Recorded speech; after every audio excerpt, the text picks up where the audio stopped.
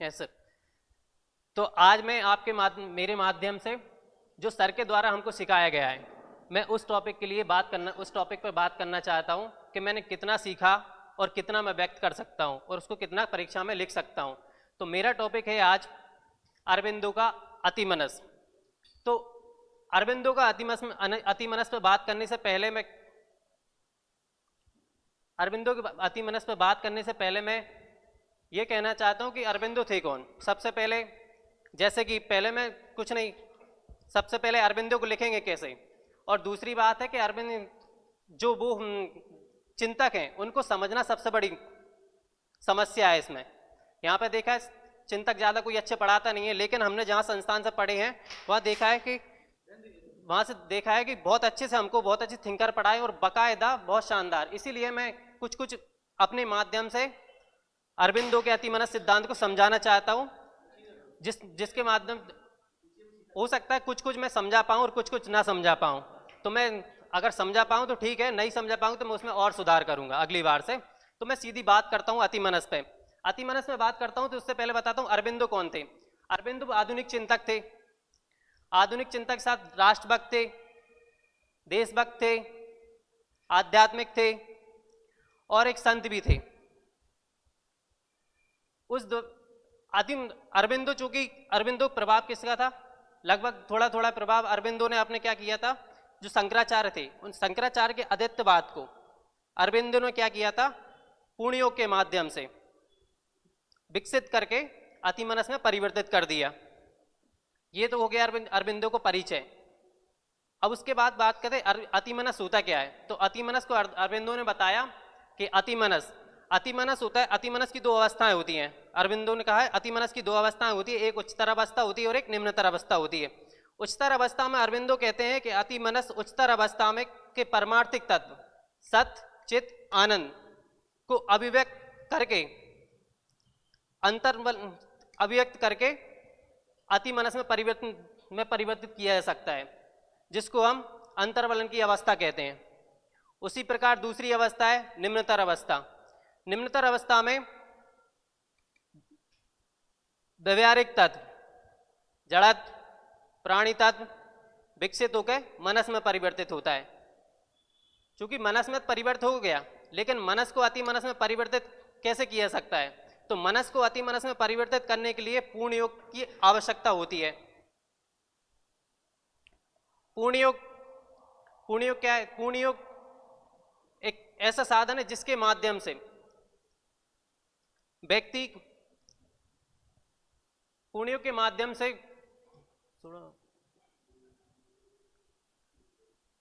पूर्ण योग क्या है। पूर्ण योग का लगातार उसमें कहा है कि जब आप पूर्ण योग का लगातार निरंतर अभ्यास करोगे तो उससे व्यक्ति जब पूर्ण योग लगातार अभ्यास करेंगे उससे दिव्य जीवन की प्राप्ति होती है। अतिमनस की प्राप्ति होगी जिसमें व्यक्ति का दिव्य जीवन की प्राप्ति होती है। और व्यक्ति जब दिव्य जीवन प्राप्त कर लेता है तो वो क्या दिव्य जीवन प्राप्त कर लेगा तो व्यक्ति लोक कल्याणकारी कार्य करने लगता है। व्यक्ति लोक कल्याणकारी कार्य करेगा और निष्काम कर्मयोगी बनकर अपना कार्य पूर्ण करेगा। विराट व्यक्ति बनकर निष्काम लोक कल्याणी कार्य करेगा और निष्काम कर्मयोगी बनकर कार्य करेगा। क्योंकि निष्काम कर्मयोगी व्यक्ति को अपने लोक कल्याण के कार्य में अनंत आनंद प्राप्त होने लगता है और वह अपने जीवन के लक्ष्यों से कभी विचलित नहीं होता है और निरंतर अपने कार्यों को करता जाता है। परंतु हम में से कुछ लोग ही अतिमनस को प्राप्त कर पाते हैं, क्योंकि उसके लिए निरंतर पूर्ण योग के अभ्यास का उपयोग करना, कठिन तपस्या और निरंतर पूर्ण योग का अभ्यास करना होगा। अब बात करते हैं, बहुत हो गया अतिमनस। अब बात करें पूर्ण योग क्या है। अतिमनस तो समझ लिया, अब पूर्ण योग की बात चल रही है। पूर्ण योग है क्या। तो पूर्ण योग है कि एक प्राचीन कालीन एक ऋषि थे जिनका नाम था महर्षि पतंजलि, जिनने उनका एक ग्रंथ है अष्टांग योग। इसी प्रकार अष्टांग योग को परिवर्तित करके इन्होंने पूर्ण योग का सिद्धांत दिया है। पूर्ण योग क्या है? पूर्ण योग कहता है कि सांसारिक जीवन सृष्टि का परम लक्ष्य क्या है? दिव्य जीवन की प्राप्ति है। और चूंकि मनस क्या है? सांसारिक जीवन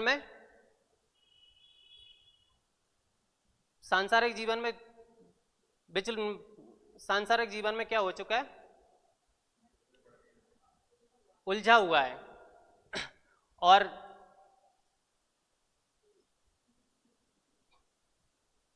सांसारिक जीवन में उलझा हुआ है और वह मनस से अति मनस में परिवर्तन नहीं हो रहा है, जिसके लिए मनस को अति मनस में परिवर्तन करने के लिए